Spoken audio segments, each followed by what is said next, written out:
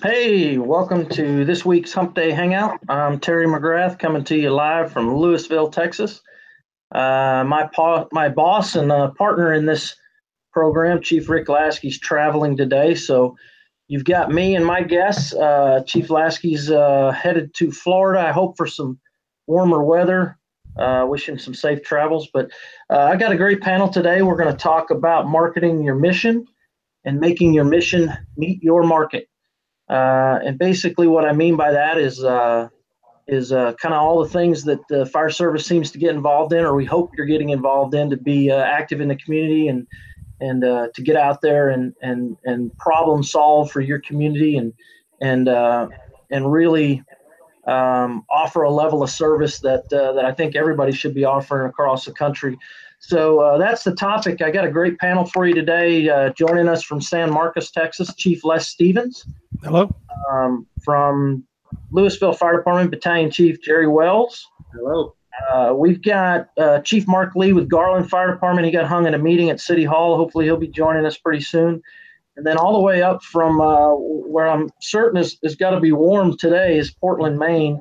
Lieutenant Sean Donaghue with the Portland, Maine Fire Department. So we're glad you could join us as well. Thanks for taking an hour of your time and spending it with us today on Humpday Hangout. Thank you. Good afternoon, everybody.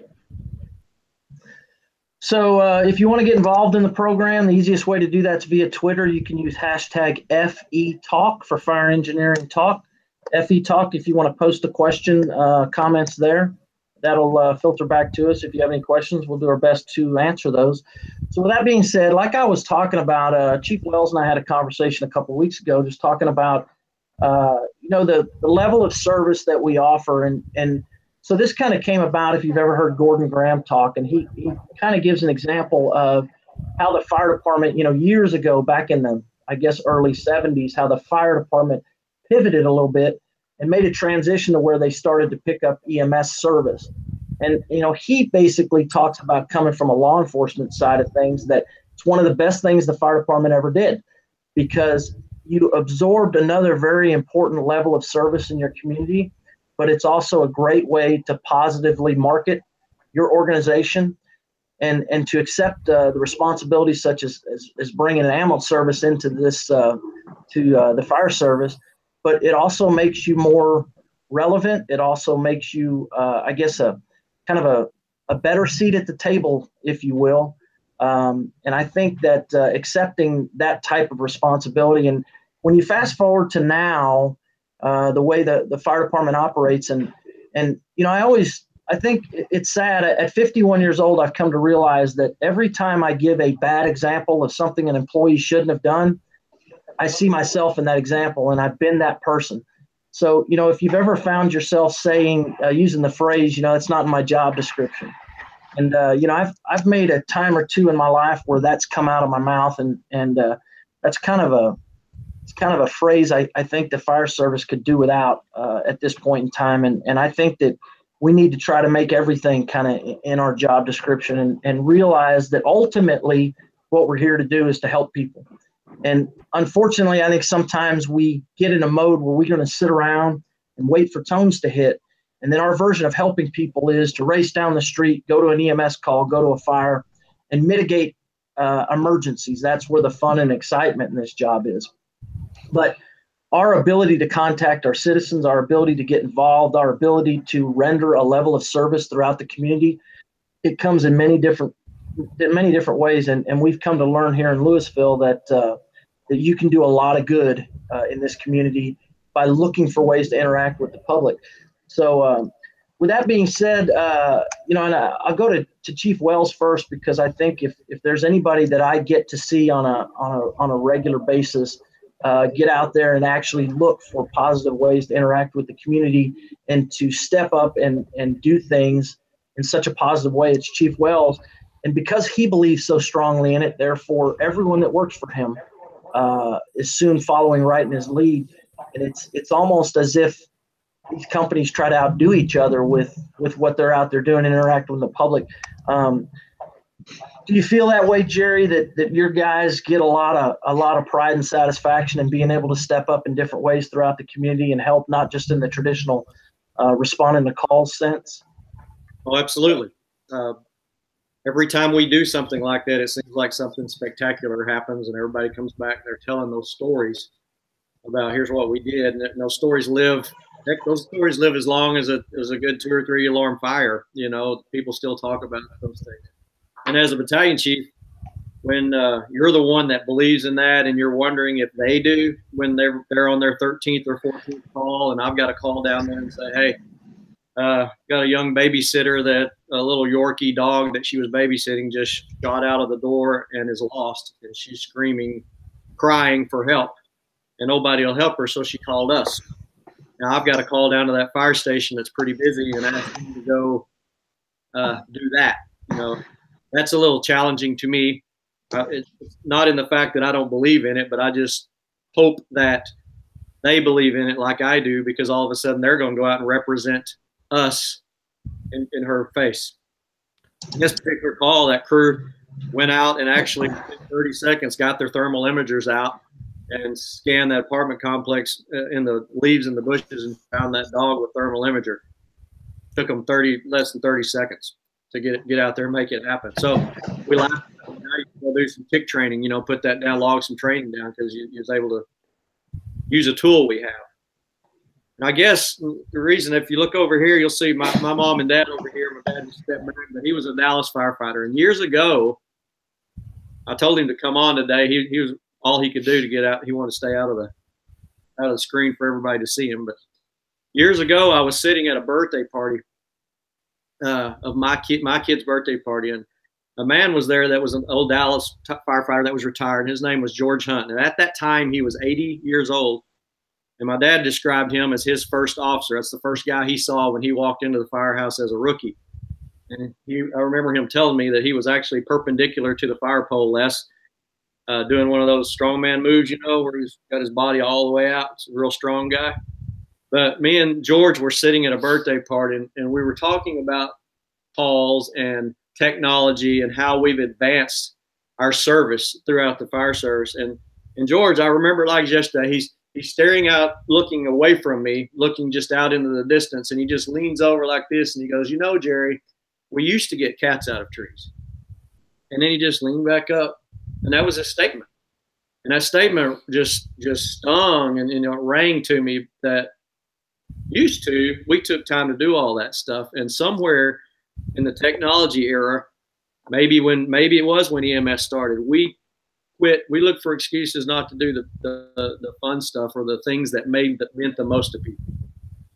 Now, I promised him that day, I said, on my shift, when I'm in control, we do those things, and we don't pass judgment on what's an emergency and what's not an emergency. We go and say, what's the problem? Let me see if I can help.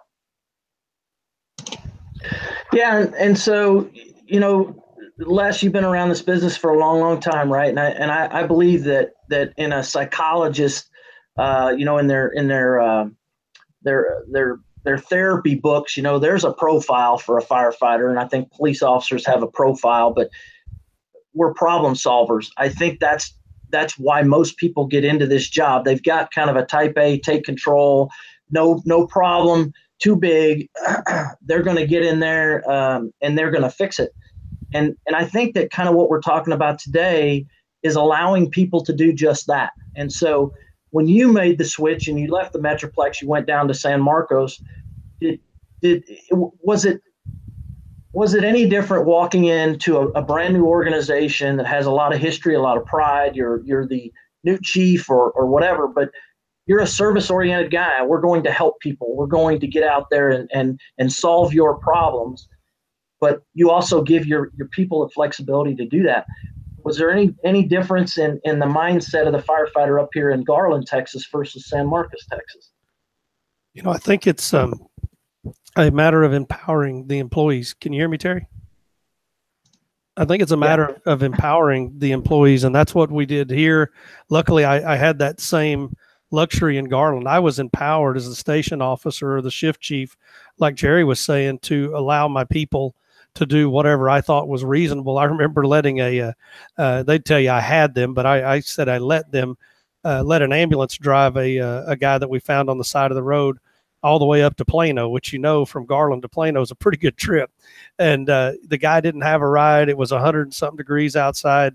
And, I just basically made the decision that it wasn't going to be good for us or him for him to continue to stay out in the weather. We'd already been called to a medical call involving him. And when I got here, that's basically the same thing that I gave the guys. Like Jerry said, different people take it to different extremes. But what we've done is just empower our station officers and our acting officers to do what they think's right. If they aren't sure, they can always call and check. But we've had guys that have driven people home. We had a captain who made a major accident one morning involving a guy that was trying to get up to Austin to catch an airplane for a job interview. And he was going to miss his plane because his car was totaled. Our guys gave him a ride back to the fire station, and the captain loaned him his personal vehicle so that guy could drive up to Austin, catch his plane, and go and make that job interview. We put alternators on people's cars. We're a college town. We got a lot of kids here. Their parents are several hours away, and sometimes, they've got a credit card. They can buy a tire. They just don't have a ride to the tire store. And we'll load them up. We'll carry them to the tire store. We'll let them purchase a tire, and carry them back. We'll put it on for them. We carry lightweight floor jacks and impact wrenches on all our frontline apparatus for the specific purpose of changing tires. If we can deal with someone who's had a flat on the interstate or run out of gas and get them off the interstate before they get hit, we won't be dealing with a fatality. We first were taking people to the gas station on our apparatus and then taking them back to their car. And we've recognized we're carrying gas on our fire truck. We just pull up now. We carry 2 to 3 gallons of regular gasoline. We'll just pour it in their car and let them go on their way. Our fire truck goes over to the gas station and refills the gas can. Most of that has just been a matter of empowering our employees. And like Jerry said, they'll go out and make you proud if you just give them the leeway to do it. That's some outstanding, I think level of service, and you're right. And when I said at the beginning of this to make your mission meet your market, and that's kind of exactly what I'm talking about, because you being a college town, you're going to run into things or have, a plethora of things that happen to you that may not happen too much in this community, but likewise, the dynamics of every place that you are. But that's kind of where I'm going with this, and that is you got to figure out, how to solve problems and what needs are in your area, and then get back to letting the guys get out there and do what they do best. Sean, in Portland, Maine, so we know how Texas firefighters are. So, but I'm assuming that when everybody gathers around a table there at FDIC, that everybody can be as boisterous and opinionated here in Texas, just like they can in Portland, Maine. And so, what's your thoughts on the whole, the problem-solving firefighter and letting them get out there and do some good in the community every day? Well, I certainly think it's something that I love that you guys are using the word empower. And I'm going to come at this from a slightly different angle as a line officer rather than a chief. And so I'm one of those guys that hopefully feels empowered to do these kind of things. I'm really impressed with some of the things that I've heard, carrying jacks and changing tires. And I know I'm surrounded by people that will do that stuff, certainly. But the actual examples you guys are giving, I'm really impressed by. But I feel like from my perspective, it's more just getting out and trying to treat people well and do something to do right by them. Maybe one classically we're empowered to do is a diabetic call. We'll stay and we'll cook a whole meal, and that's the good stuff. You're in, you're out, and the call's over. It's not the same as, you sit there and we've made people full meals, got them set up, got their blood sugar normalized, had a conversation with them, felt pretty comfortable from that perspective of the medic looking at them, having to sign them off, and they're happy. It's win-win. So, we certainly are out every day doing a lot of stuff like that, but we, I think, feel a little more pressure as far as the liability side is. I don't think I would put someone in a fire truck, to be honest. Permission from It's, you know, so it's funny. It's funny, Chief Lasky, years ago, we used to have, kind of a standing policy about that, about civilians riding in a fire car. And Chief Lasky, kind of famously one day said, they said, well, what if you get in an accident, they get hurt? And he said, well, they're paramedics. So, it's kind of an off the cuff, and it's a funny statement. There's a lot of truth to it, but, we get probably one of the most frequent requests that we get here in Lewisville is an elderly person that needs help with a smoke detector. We've had people that say, well, I don't think we should be going in people's houses and installing smoke detectors.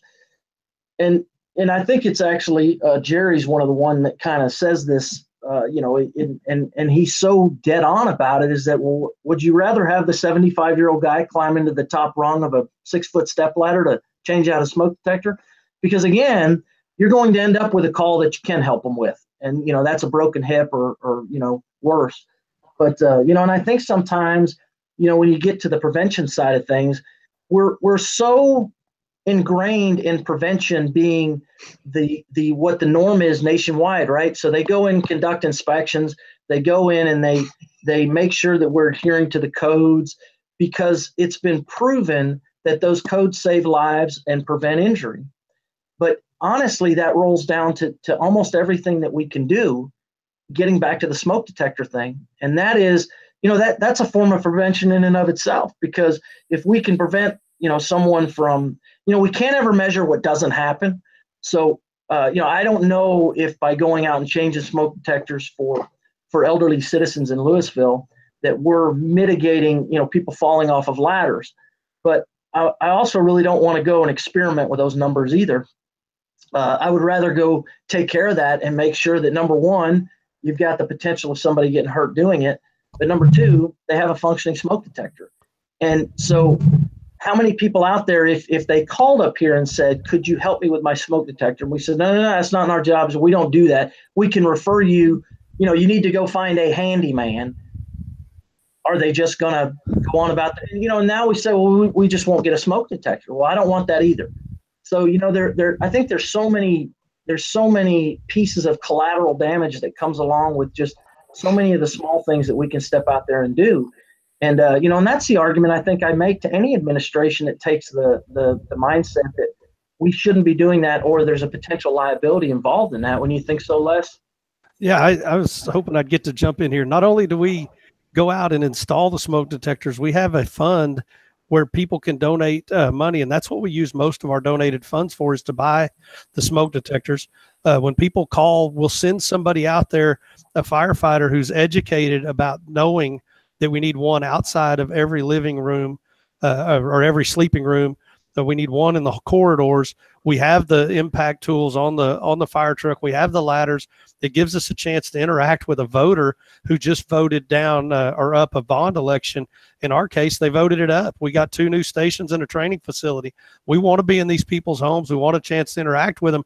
But even more than that, we partnered the last 2 or 3 years with Domino's Pizza for Fire Prevention Week. Domino's, we take 2 or 3 engines over to Domino's and we deliver the pizzas on the fire engines.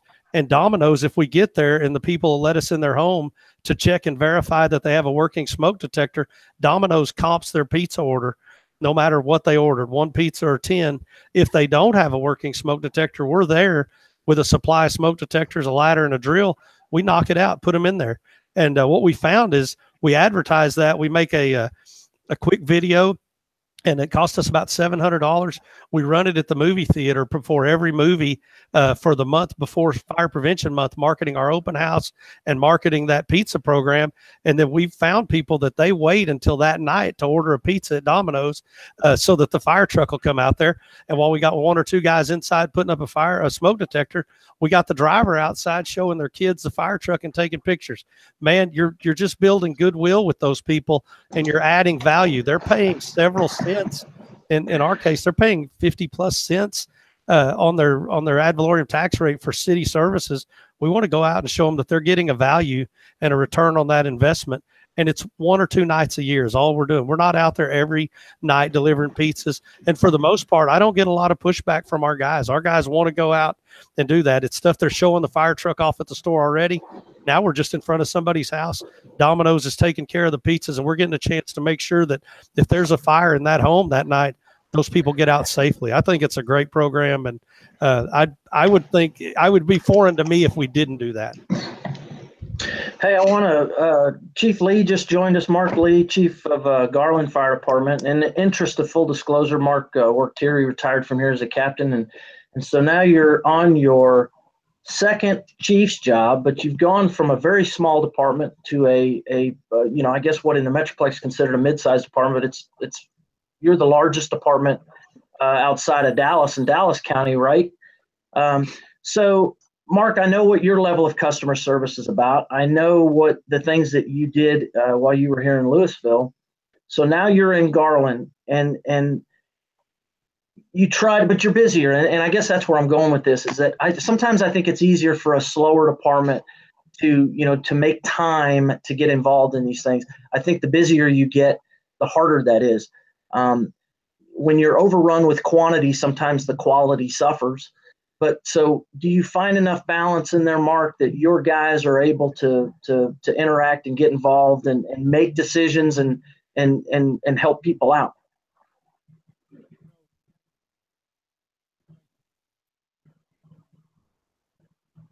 I don't know if you're muted, Mark. I got no sound from you. Oh, I heard something click. Nope, still got no sound. While you're working on that, hey, Jerry, I wanted to ask, and I don't want to put your dad on the spot here, but, I know that in the early parts of his career and probably something that you witnessed. And so when I was real little, we lived right down the street from Station 56 in Dallas, up there at Hillcrest and Beltline. But that fire station was right at Fred's Park, so it was very active with kids all the time. But it was a place that we stopped by all the time, and the firefighters were just so welcoming and accommodating. They'd come out and throw the ball with you. They were, it was part of I guess what you see in a 50s era movie where it's just part of the neighborhood. And I feel like sometimes we've gotten away from that. Maybe it's because of where we locate fire stations anymore. But, we don't have I don't feel like the neighborhood interaction, I guess. And from your dad's perspective, I'm assuming that in his career, he probably saw a lot of that. And then maybe as it got in later in his career and they got busier or something, or what was it like back when he first started?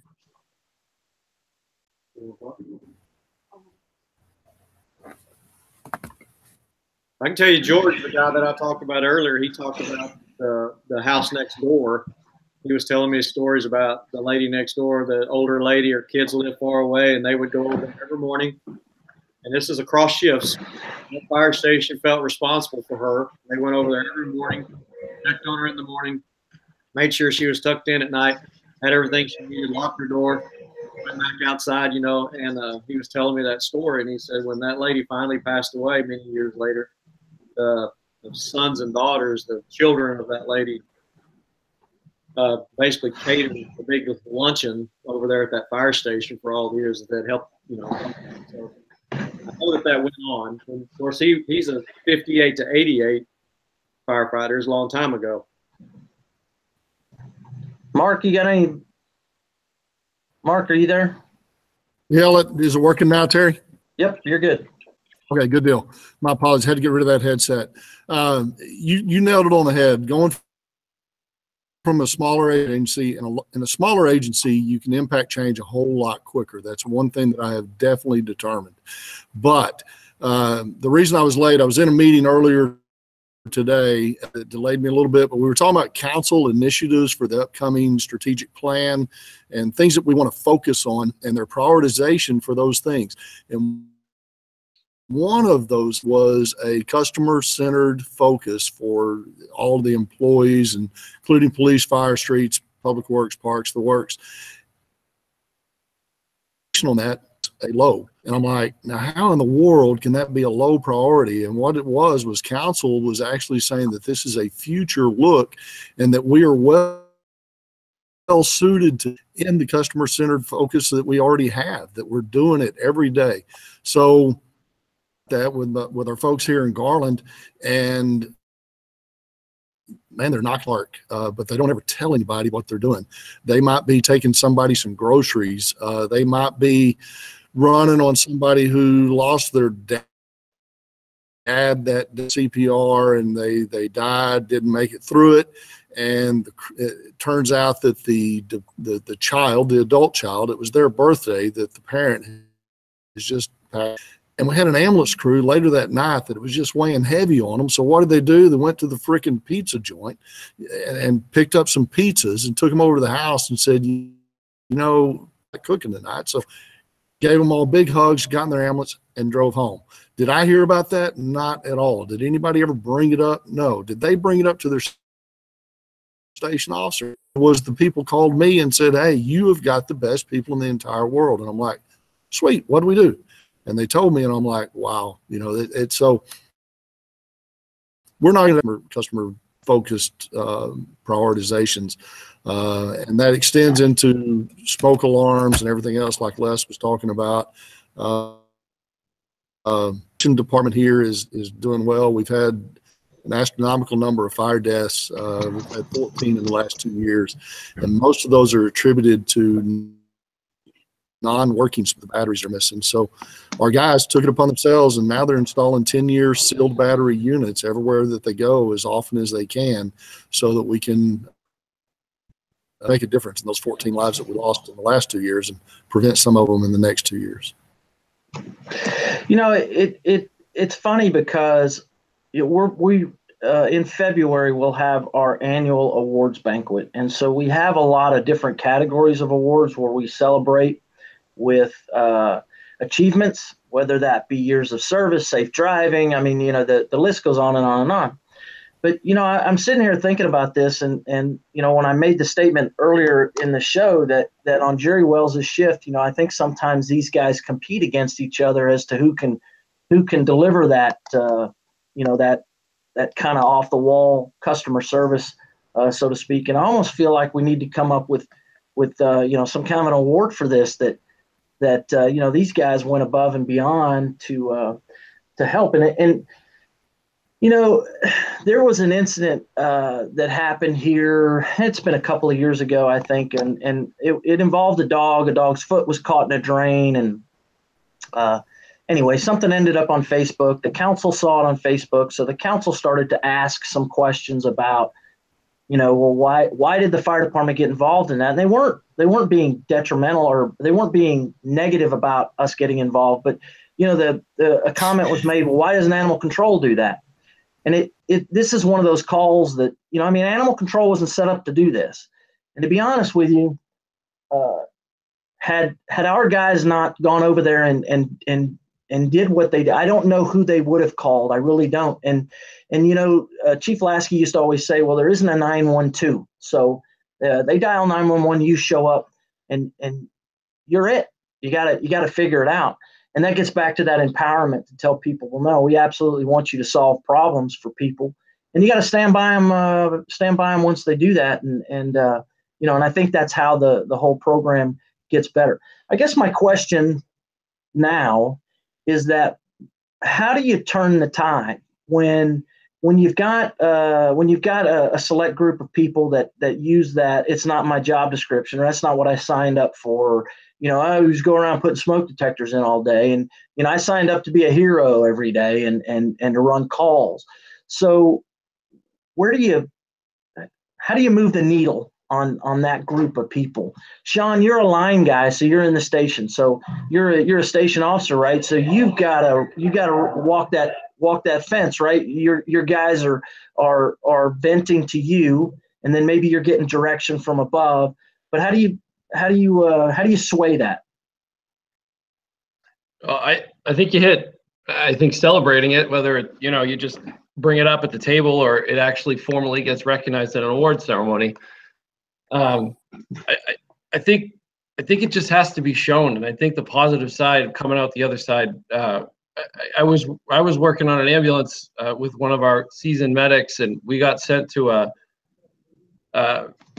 wheelchair. A woman was stuck in a wheelchair, and she lived alone, cerebral palsy, nonverbal. And we ended up making it through this crazy scenario, finding tools in her house and fixing her wheelchair because it was a Friday and no one was going to help her till Monday. And the whole way to that call, the medic said, "This is not our job." And the whole way home, it was that this is the best call I've had in years. And so, you know, I just think for the like, I'm really inspired listening to what you guys are saying. And if you see it and you see the positive that can come from it, you got to show it, you got to empower it, and it just catches. You know, I think it's a morale thing. I think the more people see it and the more they get gratified by it, they do something, and they remember Chief Wells' picture. You know, the little kid in his presentation, the little kid. Why do we do it? And the pure happiness. This is the good stuff. There it is. That's the picture. Yeah. So, you know, I think to me, it's personally, and for the guys that I work with, that I'm inspired by, it's to focus on why we do it, and to deal with it. It counterbalances some of the negative. You know, like I work in a high run volume, a lot of shelters, a lot of repetition, a lot of burnout. I work in a district that this is a challenge, but it actually makes it even more important. You know, so we're at a house the other night. It's below zero. These people, we had been there in the morning to pick up a woman. We go back 11 o'clock at night. Her temperature's 82, so it's really sick. We still don't have any heat. So we get someone to go get diesel, get it in the tank. We bleed the boiler out. We get them some heat. She goes to the hospital, you know, and I just, as a line officer, I stood back at one moment, and I got a guy on the phone trying to get an oil truck to come and make an emergency delivery, and I got a guy who knows the patient really well working with her, and it was just really gratifying to see the engagement and the satisfaction and what we were doing a good thing. And that's how you move the needle. You just have to make it happen, and you have to show people, make them remember that picture you got over your shoulder, you know. Sorry about that. Les, when you did the Dominos thing, do you find is it wildly popular, or do you get any resistance? I mean, I know that to me the program sounds phenomenal, but I can also see where, you know, some guys would be like, we're delivering pizza on a fire. But I think it's an ingenious way to get into probably locations in that city that otherwise, again, they're just going to roll the dice and not have a smoke detector. Yeah, I think for us, the thing is to connect the budgetary impacts at our level, at the chief officer's level. And I think Sean hit it exactly right. We've got to connect it to our company officers and our battalion chiefs so they can relate it to our line personnel. And I make a point to do that. We have quarterly officers meetings, and we alternate officers, and then all department meetings. And we make it a point to make sure that we connect those touches, if you will, with our community back to our budgetary process. And when we send out, you know, when someone sends in a letter, like Mark mentioned, you know, he got a kudos to his guys. When someone sends that in, not only do we send it out to the crew, we copy it to the organization and let them see what the guys on another shift at another station did. We praise that behavior and reinforce that is what we want. Am I saying that the guys are dancing at the fire station half an hour before it's time to go deliver pizzas? No, I'm not saying that, but they get it. They understand the connection to what we're doing there and what that has yielded in the 8 or 9 years I've been here as the fire chief. If you look at this organization, it looks completely different. The equipment looks different. The facilities look different. The training looks different. The budget's more than doubled. And one of the things that I stressed when I got here was we had to market ourselves, not only externally to the citizens that voted, we had to market ourselves internally. We had to start a Citizens Fire Academy, and we needed elected officials in there. We needed people from finance and purchasing in there. We needed the city manager's office in there. And that's who we targeted at first to go through and learn about our fire department. we've got that up and running. It's paying huge dividends. A couple of years ago, 2 of our members came to me. I promoted a young man to driver, and we assigned him a promotional project. Everybody gets one regardless of rank. And he came to his interview and he said, "Hey, I want to pitch an idea for my promotional project." And usually it's like, I want to go, wash the phone and be done. And so they're usually not a big project. This guy goes, "Hey, I want to start a junior fire academy." And he goes, "I want to do it this summer." And man, we threw together a junior fire academy. We had some examples. The first year we did one offering. It went really well. We picked on city employees' kids, police officers' kids, firefighters' kids to kind of be the guinea pigs. Worked out the kinks. This past summer we did 2 of them. We did one. We took a week off. We did another one, and it was people outside. Our police department, to give a shout out to those guys, our police chief has started a Boy Scout troop in one of the schools, and it's being all the den leaders are police officers, and he's opened that up to us. I think you've got to go out and find a way, depending on what your community needs. It may be different in Sean's area. I've worked in Mark's area. I know some of the struggles and the challenges there, but you got to look at what those are in your area and try to find a way to address them. But I think from the chief level, the biggest thing is to go back and connect it to the guys doing the work. Don't let them not see that this does directly impact budget time and the things that you're asking for and the tools that they're getting to work with. Jerry, I put you on the spot here. So, because honestly, you're like one of those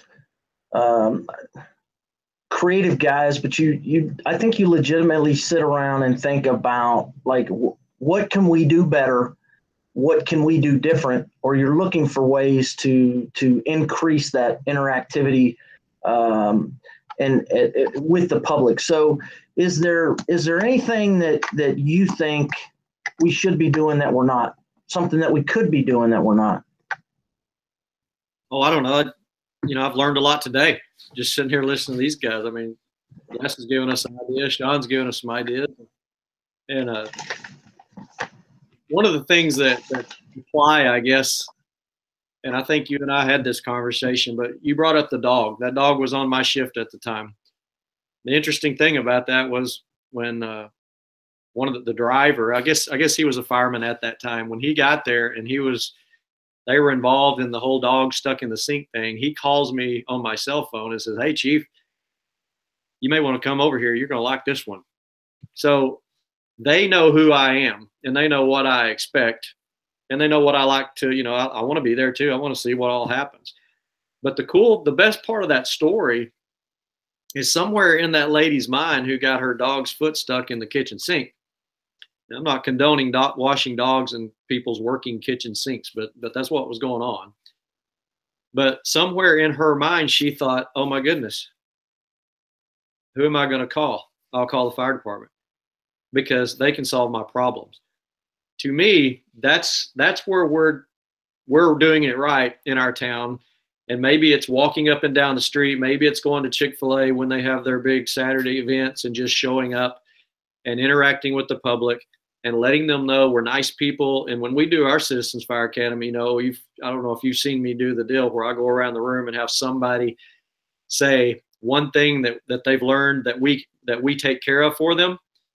And the people on this side, the first person I call on says fire, and the next one says EMS, and then the next person sighs heavy because they got the first 2 good ones. And we go around that room twice. We're around 30 to 40 suggestions. Once they get the hang of it, that almost anything they say, they're right on. We'll take care of that for you. Just call us. We're those people. So marketing who we are beyond fire and EMS is really the key to me. Those people know that we will come out there. We won't judge them. We'll solve their problem. Get on our big white horse with our mask pulled down and say, "Hi ho, Silver, and drive away." And they go, when it's all over, they wonder, "Wow, what just happened?"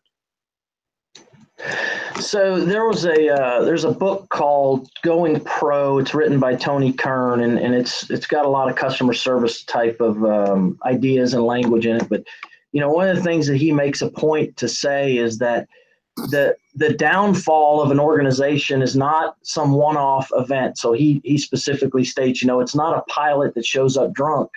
It's that customer service agent that deals with customers all day long, and they've missed what customer service is actually all about. But and I think I think the most frequent analogy used around here is McDonald's was the king of the fast food industry forever, and now it's Chick-fil-A. If you go to any Chick-fil-A, at least in Texas, you're probably going to stand in line.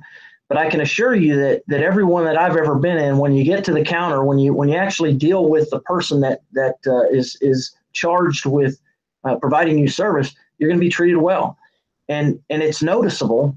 But I think that the what's noticeable not just by the customer, but it's noticeable when you drive by and see.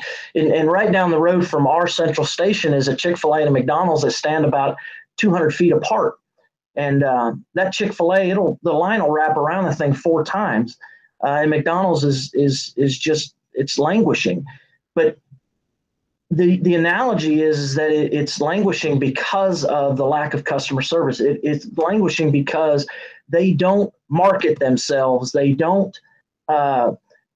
It's almost as if they don't believe in what they're doing. It's just a job to them. It's not anything that they enjoy doing. And I know we're talking about fast food here, but I think that it's got some correlation to the fire service in that, if you're not showing up every day looking for that opportunity to serve and looking for that opportunity to go out there and do what you do best, your organization's going to suffer. Mark, you've probably been around as long as, probably longer than anybody here, and certainly working for a number of different organizations. And I guess, how do you re-energize? So you just, you came into Garland not too long ago as the chief, and you went from a small organization to a pretty large size organization. But I think part of your job is that you've got to motivate your entire workforce top to bottom.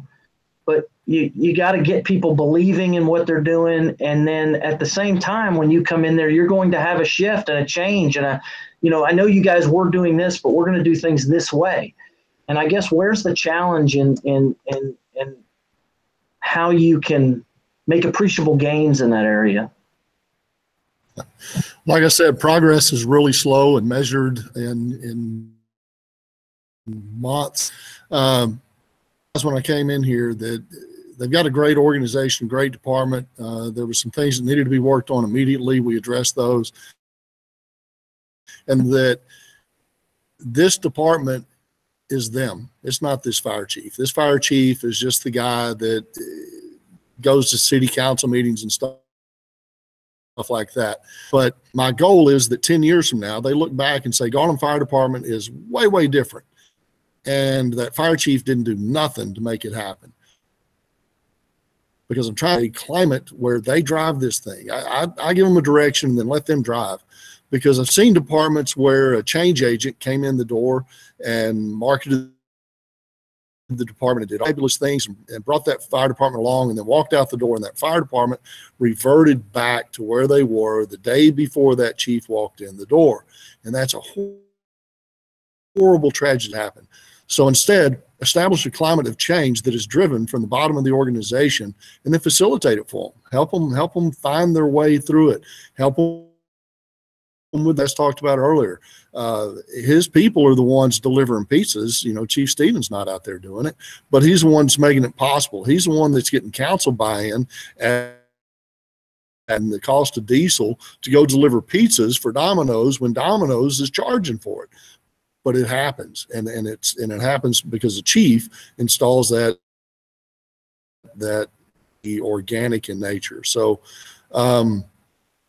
that's what keeps me fresh is finding guys that want to see change. They want to see the organization, and so build those relationships with them and with the people around us that can make those projects happen, and then sit back and watch it take place. If I could just jump in there, I wanted to say this as well, but it built perfectly on that point from my perspective. And watching my guys, you got to tell everybody it's okay, which I'm hearing here. Administratively, you guys as the chiefs have the power to say it's okay. You say it's okay. You celebrate it, but you also got to back up the missteps. You know, like we were collecting money for MDA, and a lady tried to put a 14-foot car in a 6-foot crosswalk. She tried to parallel park it, and she took out the front bumper of the truck. And all I kept thinking as the chief was coming down to process the accident was, the truck can't get hit if it's not here. You know, like that's what I thought I was going to, and he, to his credit, and everybody was great administratively. And I felt really supported. Part, I think from our perspective, the guys, they want to do something great. And if maybe it doesn't go right, you know, going up to get the cat in the tree can go wrong. If it doesn't go right, the support has to be there still. That, to really build that culture, you got to support not just the great stuff, you know, the stuff that was a great attempt and came out mediocre, or so a lot of times the guys feel burned almost, if you will. You're almost afraid to take that leap, you know, because you're afraid on the other side you might get in trouble for it. You know, along those lines, so, you know, again, I reference a book. There's a book about Southwest Airlines, and I love the organization. I think they've got a lot of interesting ways in which they operate, and obviously they're very successful. But part of this book was a guy that came to work. He was a cargo guy. He's just a line worker. But he showed up, he had an idea, he pitched it to his boss liked it, they pitched it up the line, and before it's all said and done, this guy proposed a plan for Southwest Airlines to get in the door-to-door cargo business. So he pitched it to Herb Kelleher and the executive staff of Southwest Airlines. The initial buy-in was $400,000. Anyway, it failed, colossally failed. In the book, this guy was saying that, man, I just knew that I was done.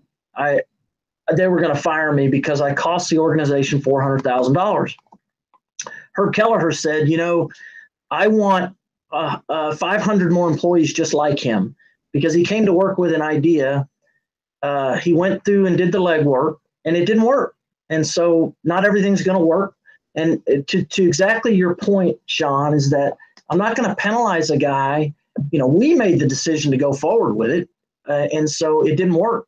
But we're not going to penalize him for it. And as a matter of fact, the guy had a long career there at Southwest Airlines, and it paid off very well. But you know, I think about that story a lot, because I think it's easy in administration, we get bombarded at times with the knucklehead stuff. You know, the truck that's in the accident, the guy that left the monitor at the, you know, whatever, they left a portable somewhere, they you know, whatever the case may be. And there's never a shortage of that type of stuff. And so it's easy to get bogged down to where the point that, you know, you're just like, you know what, I'm tired of all this. I just want you to sit over there quietly and don't touch anything, because every time you do, it costs us money, you know?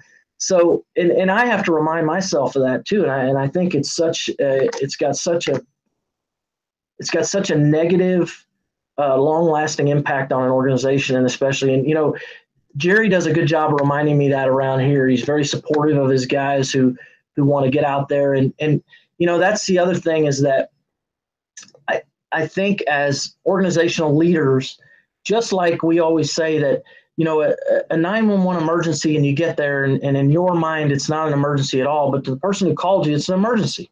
It's the most significant thing that's going to happen to them all day. And it may be the most significant thing that happens to them all year. But to us, we're like, you know, seriously, you know, you really didn't even need to call us for that. And, you know, and sometimes I think I find myself in that category when I don't get as excited about someone's idea as they are. To them, it's a great idea. And that's all they're looking for, is a nod and a little support and a little encouragement. And, you know, I think that's oftentimes where I fail, you know, a lot, in that I don't give it the nod that it needs. And I think it's got a pretty detrimental effect on the organization.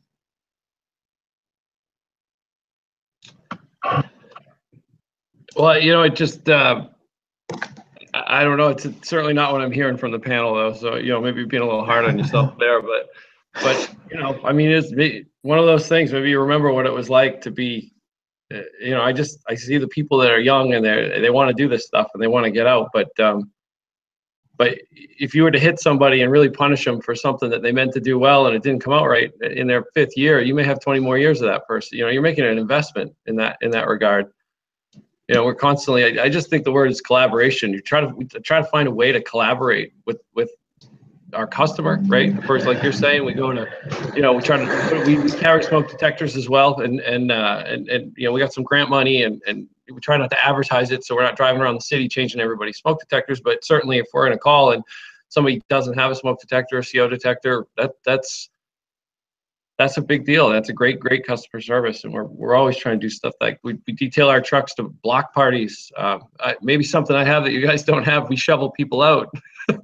In the big storms, we add extra people to the trucks, and the extra guy a lot of times is the shoveler. You got to shovel out a fire hydrant, you know, 4 feet of plowed up snow up against it. We'll shovel the walkways to get the stretchers in and out and stuff. But you know, it's just it's a collaborative environment. I think you got to build. You know, you're just collaborating. You hear that idea and you build on it. You try to build on it until you hit a dead end if you can't do it. But you don't tell the person no. Hey, Sean, I'm sure I speak for the whole panel when I say you can keep that snow. The only reason we want snow is if we're going skiing. We'll come visit you. You can have it. We're getting 8 inches of it today. You know, Les, you said something earlier that I think that certainly all the administrative staff on this panel understands, and that's a budgetary impact. So is a program going to cost you money? And then you've got to sit down and weigh what the benefits are and you know, what can you get back from that program to positively impact your budget. And you know, I go back, and I guess one of the programs that we offer here in Lewisville, and that was, you know, largely due to Chief Lasky, because Chief Lasky's brilliant at marketing, and I've always said he could make $1 million if he was in the private sector. He never stops thinking, and he finds the most creative ways to inject the fire department in a lot of different ways. And you know, when he first would pitch things, because it was new or different, you would sit there and kind of look at him and think, what in the world are we doing? But then, you know, long range, when you see that what the benefits, and I guess one of the examples I use around here is that we do the Keeping Tradition Alive every May. And for those of you who don't know what it is, it's an honor guard pipe and drum instructional symposium. It's 2 days long. Anyway, we started this event, and we basically fill it up each and every year. It caps at 300 people, and we get almost as many from out of state as we do from just this local area that come in and teach that. Now, it's a sore spot with some of our guys, because they don't understand what the benefit or the payoff is that we invest time, resources into a program like this. But the benefit is, you know, there's name recognition. There's the fact that we're the only ones doing it. There is the benefit of bringing in 300 people that are not part of your organization. You get to show your organization off. And so those are things, and I think it's hard sometimes to quantify what the benefits are. But I think as good administrators, that's part of your job as well, is to figure out, you know, that not all programs return a monetary value on something. We have to look for ways to market and to get out there, like we talked about earlier. And that's just the public safety aspect of this is the biggest thing, I think, and making sure that we are providing a prevention piece every step of the way, and every day that we come to work, that we're looking out for people's well-being. Jerry, the guys, so the guys on A shift, and again, they do a great job of getting out there and interacting. So it's almost as though I hear them brag about as much as of the extracurricular stuff as the good call, the rescue, or the extrication or something like that. And so I have to kind of believe that's a place that we should go, or organizations should go, as I said earlier, and that's to kind of celebrate these type of actions, I guess, if you will. Well, Sean said it earlier. He finished that the right way. He said the guy complained all the way to the call, and he bragged all the way back. It was in his heart that changed, and that's how That's how it works to me. You just got to get them there, and those guys jump in there and they solve a problem, and everything's fine, you know. And they come back feeling good. They took a lady up in a ladder truck and took a 30-year-old bird down for her, you know. I mean, who in the heck gets to do that? I mean, who even knows a 30-year-old bird? You know, so that's pretty cool to be involved in that. But, you know, I challenged my guys on my shift probably 4 months ago, and I said, one of these days, it's going to be after my career, but they're going to call you something different, and it's not going to be firefighter. You know, it's going to be something else. It's going to be some type of an incredible phrase or a big word that means a whole lot more than firefighter. You guys, we use the word fire service a whole lot more now than we use the word fire department, like my dad used to use. We use the word fire. It's semantics, but that word service means a lot more than fire department. And driving that point, using those words, hopefully over turning a ship, you know, it takes a long time, but using those words puts that thought in people's heads that we are here to provide more than spraying water on really hot flames. And that's what you guys have been doing, what we've been doing, and then marketing our mission. We in our meeting didn't come up with that term yet, and I challenged them. I said, what's it going to be? What are they going to call us in the year 2030? What will you be? What will you apply for if you're going to go apply in Lewisville to be a person who rides on a big fire truck? I mean, what are they going to call you? You know, Dallas Fire Rescue. They used to be Dallas Fire Department. Now they're Dallas Fire Rescue years ago, and they started that concept of changing the vision of who they are and what they did. That's what that is. So we've got to do that on the inside, and you know, bragging on it and laughing about it and enjoying the fact that we did something out of the box for somebody. That goes deep, and it travels, and people talk about it. And you know what? The fires are fewer and fewer. So let's go celebrate some of that other stuff we can do for folks, because we are a service. That's what we do. And they give us really cool tools and really cool uniforms to look good when we're going. So as we close this thing out today, we always like to kind of go back to the panel and give you a chance to offer a nugget of advice out there and that could be to administrators, it could be to the line guys, it could be to the politicians and the city managers. But Mark, I guess I'll start with you. So give me something or give the listeners something that that pearl of wisdom out there to help us market ourselves and make the fire service better. You know, Terry, that's a lot for somebody like me that's pretty simple-minded, but Terry Wells talk, and I'm looking at Chief Harold Wells to his right there, and I'm thinking the one pearl that I can walk away with is the same thing that I learned from Harold Wells. His actions are very, very loud. And, you know, I used to work part-time for Jerry and Harold doing tile work, and we talked a lot of fire department stuff, and we talked a lot of tile. Learned from Chief Harold Wells is that it is a service occupation. You take care of people. Your people in the firehouse, your people outside the firehouse, your people in the community. Just take care of them. And his actions, I saw it. He never told me about it. I tried to always keep that close to me and try to emulate it whenever I can. So what I say is let your actions market your department. All right. Well, thank you for that. Jerry, what you got for us?